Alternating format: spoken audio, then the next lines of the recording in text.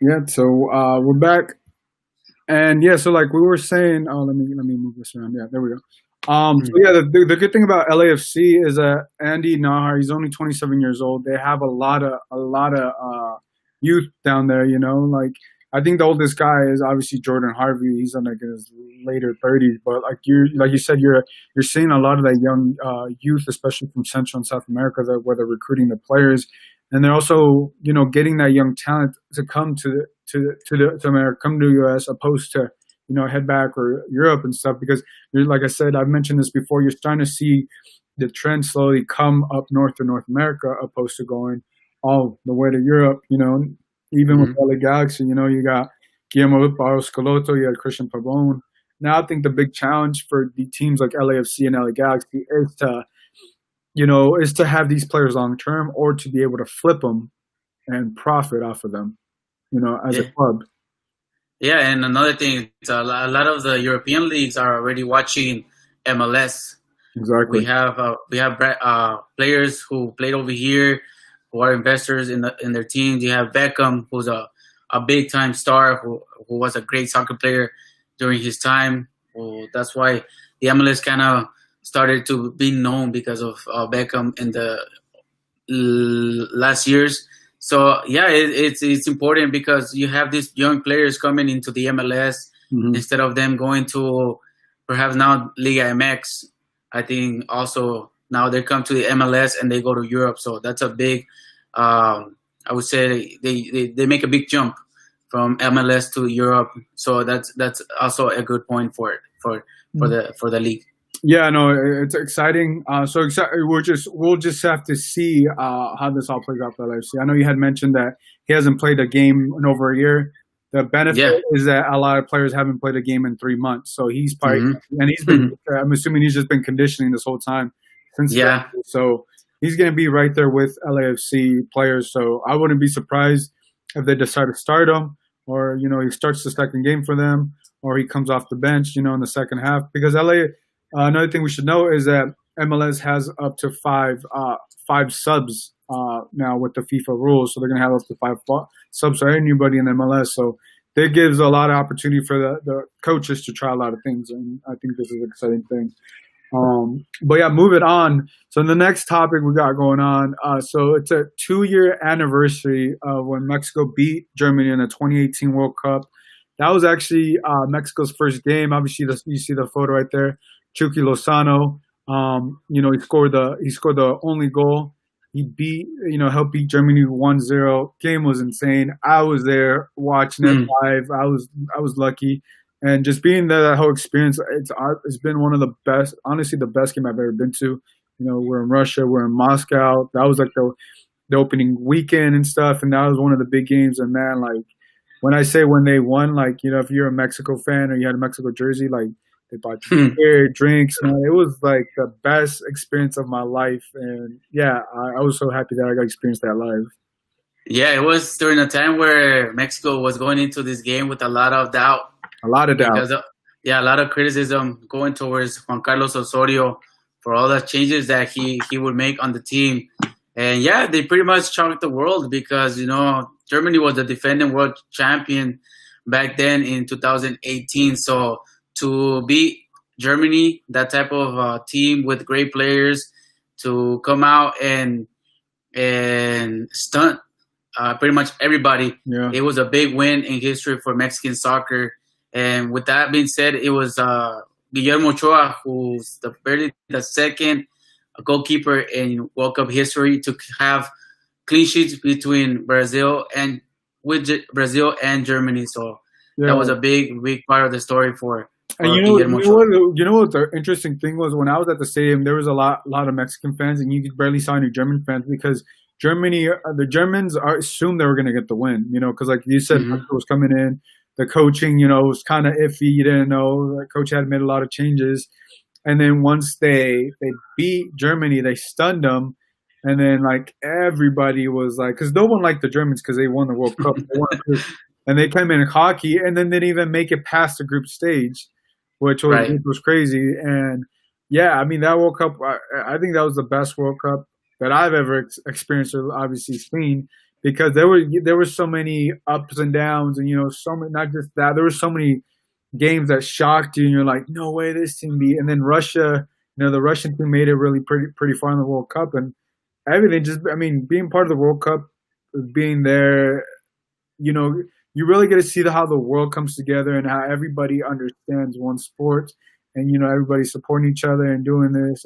It's honestly one of the most beautiful things about sports when you go to these games and you experience that, and especially there's so many people from all over the world come to one location and then just celebrate. It's honestly, Yeah, honestly, I can't wait for the 2026 World Cup that's gonna be celebrated here in the U.S. and Mexico, Canada. So it's gonna be great for not just us as journalists, but also like the sports fans, the soccer fans, and especially this league that is trying to grow, having the MLS put in their effort into getting soccer involved into more fans and bringing that tournament. I think it's going to be beneficial for them in order for them to grow the audience, to have the numbers for the World Cup in 2026. Yeah, and also with that, just like within like 6 years, in 6 years, the way the MLS is growing here, and then within 6 years, you actually have the World Cup, and people, I think by then, are people going to really understand in America, what the sport is, and it's going to attract a lot of those superstars to start coming here. And I think by 2026, I think 2026 is when, I believe in 6 years, that's when MLS and soccer in America is. I have, without a doubt, I think it's going to be a top 3 sport. I mean, the way things baseball are going, we're going baseball, and because baseball tends to skew higher. You have a higher, you have like the baby boomers and stuff like that, and soccer's an upcoming sport. It's just, I think for me, I think it's people understanding the sport, and if you go to you take someone to an LAFC game, right, or you experience something like the 32-52, and if every team's able to create something like that, you're going to get people hooked right away. Because baseball doesn't have that, basketball doesn't really have that, football doesn't really have that. And I think that will attract a lot of people. You bring in the World Cup, it just makes it even better. There was one time, Joe, when I went to a Dodger game, and the 32-52 was there. It was so crazy because I might have been at that game too. I think I might have been at the game. Yeah. They were at the top right of the stadium, and it just feels so weird to me, having soccer fans jumping around all game, singing during a baseball game. Because it's quiet still, unless there's eating your seeds, your hot dog, drinking your beer. But then you hear like, oh my God, what's going on up there? Yeah, and you see the 32-52, and you're like, wow, you guys have had so much to drink. Yeah, so it's like, it's something new, but it's great to have soccer fans coming out to support their LA team. So imagine having that type of environment in every single sport. That would be crazy. Yeah, and that's the exciting thing about like that. Like no matter what, whether the team wins or loses, you got entertainment. Right. I think that's the biggest asset to a fan, a new fan, that a supporters team or whatever, like 32-52 can bring to the sport, and that's kind of their niche, I would say. But moving on, so we also got big news. The NWSL, which is a women's pro soccer league. So news broke today from Meg from The Athletic. I think she was the first one to break the news that one of the pro soccer teams, LAFC or LA Galaxy, has been linked to bring the NWSL to Los Angeles, which is pretty big. Obviously, there's a big soccer fan base. There's a lot of women. A lot of the women, U.S. women's national team players are from Southern California. To me, doctors, there already hasn't been a team established when you have cities like Orlando, different parts.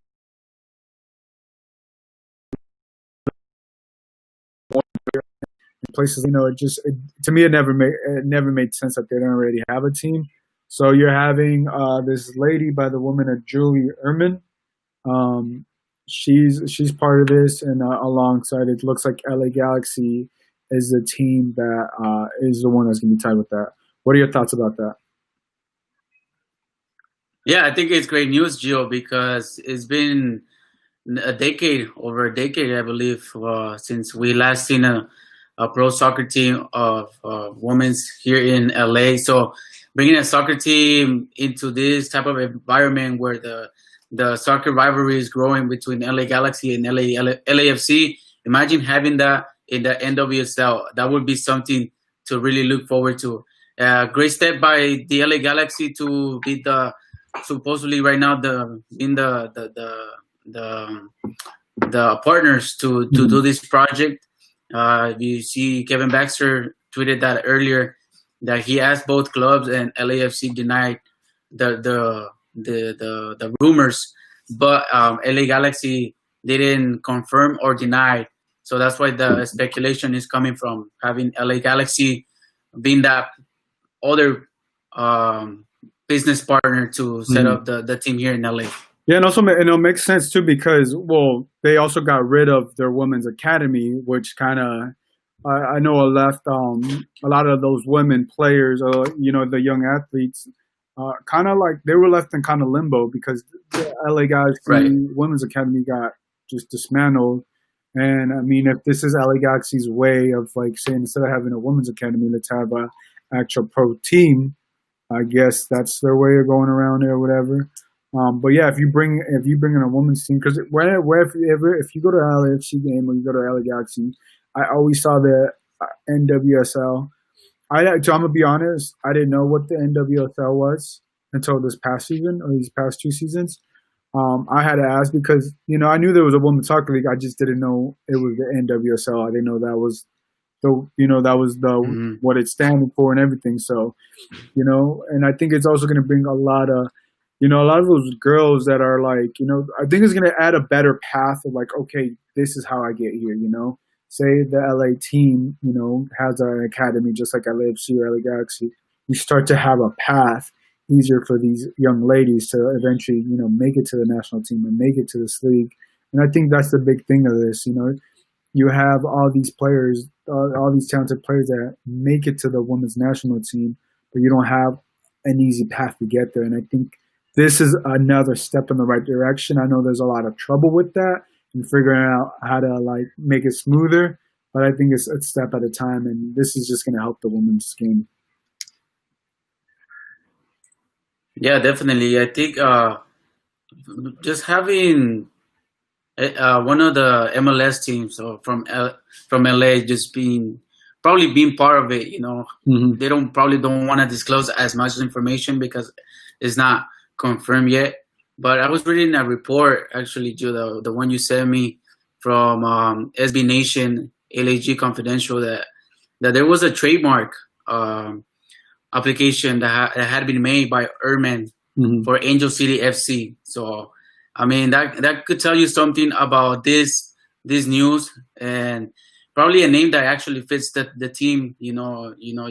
A team that actually could be tied to an MLS club such as LA Galaxy. So it'll be interesting to see how this plays out for not just for women's soccer, but soccer in general. Yeah, Angel City FC is a pretty cool name, and I've also been seeing on Twitter from if LA Galaxy is a team tied with it. I've seen from LAFC fans are like, well, they're like we're not in favor of Carson, but if they're the first team, if they're the ones associated, I'm gonna go support it because so many fans have been dying to bring in NWSL, and it's a great way for LA Galaxy to bring some of those LAFC fans into their home stadium, into the Dignity Health Sports Park, more consistent, than just a traffic of games. And I think go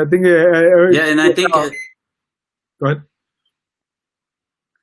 Yeah, and I think it's gonna be important to know that they're not going to be wearing the LA Galaxy jersey. I'm sure Angel City FC is going to have their own brand, everything, their own logo. So it's a whole different team to support. It doesn't matter if you go to the bank or Dignity Health Sports Park. As long as you go and support the team, that's what it matters to me the most. No, you make a great point. And especially I think that's a perfect name, Angel City FC. That name hits it right there. It's a perfect name. And it's gonna be exciting. So exciting news. We're just gonna see how long it takes for it to actually come into fruition. And if LAFC decides to join, there's always Lady Angels FC. I don't know. There you go. The name there. You should go trademark that name. You So know, I'm gonna trademark that one. go ahead and Yeah, trademark it. Yeah. Lady Angels. Lady Angels. Okay, I'm writing that one down just in case. They asked for name suggestions. All right, we got our name down right there. Honestly, those aren't bad names. You know, I have heard worse teams. You know, like and the way these. Have you seen like the women's Thorns, like the team in Portland, the Thorns jerseys? Like that, I know I'm butchering them. Oh man, they're beautiful. The Yeah, black one. their jerseys are pretty sick, man. They got some like Yeah, their jerseys are sick. Some of their jerseys are better than the men's jerseys. It looks yeah. pretty cool. I'm already go. I'm trying to order mine as soon as possible so I can have them up here and represent the NWSL as well. Hopefully, Yeah. we get the LA one soon. That I know. To me, it's gonna be interesting. Obviously, I don't know if that's gonna happen this season. Maybe next year. I mean, but yeah, if they do practice at Dignity Health Sports Park, they have, they have all the fields there, and it just makes sense for them to go there. And one thing too, Joe, is like if you have a women's soccer team here, you get the chance to have the people from San Diego and maybe Tijuana come out here and support the women's team. Yeah. SoCal is a big sports, especially soccer fans out here. You can have fans from Mexico, from Guatemala, Honduras, It's gonna be very from Central America, and South America. So it'll be a really fun experience to see the a women's team out here because I mean I believe it was reported that San Diego had one of the highest viewerships for the women's World Cup when the USA was playing. So really. I think if it happens, it'll be good for Southern California. Yeah, it's gonna be just good for everything, and then we'll definitely have to go out there and cover them and check it out and see it, see what it's all about. I'm excited. It just adds more teams to the great city. So moving on. So we have some news. Ronaldo has also been linked to coming to the MLS. Obviously, he played today and lost against Napoli. They lost in penalties. Chico Lozano should bring him back up. He didn't play, but he won. I know there's a lot of stuff going on. He was in the bench. He was on the bench, which is, there's a lot of stuff going on. But Cristiano Ronaldo has been linked to coming to the MLS, and it's been by Nani, his former teammate at Manchester United. He was on with Taylor Twelman from ESPN. They were doing a live stream. They were talking, and he said he had mentioned that Ronaldo had told him that he could see himself come to America and potentially play.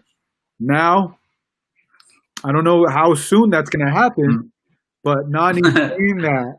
I mean, you've also heard rumors about Messi saying he could potentially come over here because of David Beckham.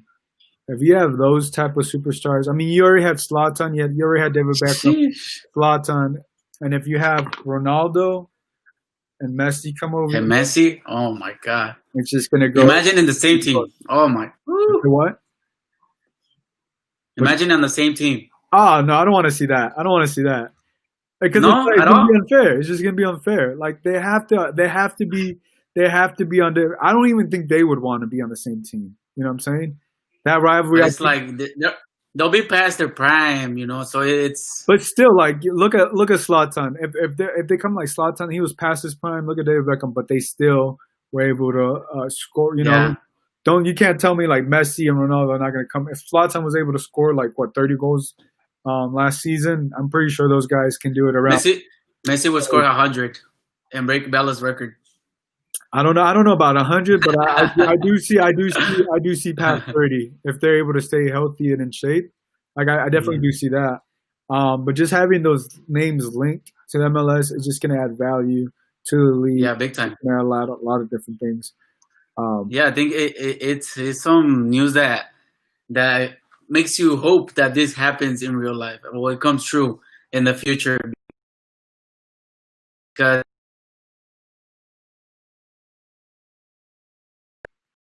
and as well as a 5-time Champions League champion. So and then you have Messi, one of the. You have the first or second best player, however you want to put them. It doesn't matter to me. We both enjoy their playing. And we're basically pretty much living their last years of their careers. So, Ronaldo's 35 years old. Yeah, he's 35. Messi's 32. So he's gonna be 33, I believe, in next month or this month.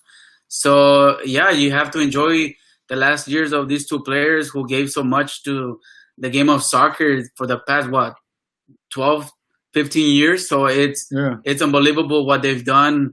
Not just a club, but unfortunately, Messi hasn't won anything with Argentina, but Ronaldo has with Portugal. But you never know. Their careers are not over yet. Maybe Messi wins something, and hopefully for him to win something for Argentina, it will be like I'm pretty sure the world to him because of how hard he tried to get a good title for them. But yeah, I think Messi and Ronaldo being here in the MLS would give a big boost to the league and create more attention for the upcoming years.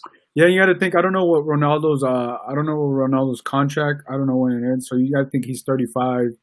He signed a 4-year deal. So 4 years was this? I'm assuming. I think he has 2 left. 2 left. So yeah, by the time he's 37, he'll potentially be able to come here, right? Or which is not bad. Coming here at 37. I mean, any team will take. I mean, you're talking about slots, and he went back to AC Milan at 38, 39. You know, and the jerseys they will sell. That's important too. Yeah, jerseys are gonna sell. I mean, game tickets, all that stuff, it's gonna sell. Yeah. If I'm an MLS team, an LA Galaxy or whoever, you know, definitely throw all your money that you can. But and not just that, Gio. Sorry for cutting you off, but you also have Griezmann, who earlier this month came out to say that he plans to play in the MLS. So will he play with Vela in LAFC or join David Beckham, his idol at Inter? So you have a lot of big time players, big name players who would like to play here in the MLS. Yeah, and then I'm also hearing this is Jürgen Damm is supposed to come to the MLS. I don't know. I think he's been linked to FC Dallas. I've also can see him go to the LA Galaxy. I heard with Atlanta as well. Atlanta United. Yes. I could see him going to Atlanta, especially now that the Galaxy lost Katia. I could definitely see him coming to the LA Galaxy, FC Dallas. So there's also Balotelli.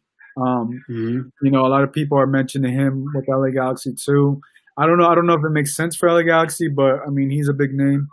But yeah, there's a lot. And I was listening to a podcast and I was reading an article. But right now is like the perfect time if you can afford to play because the market is down 30%.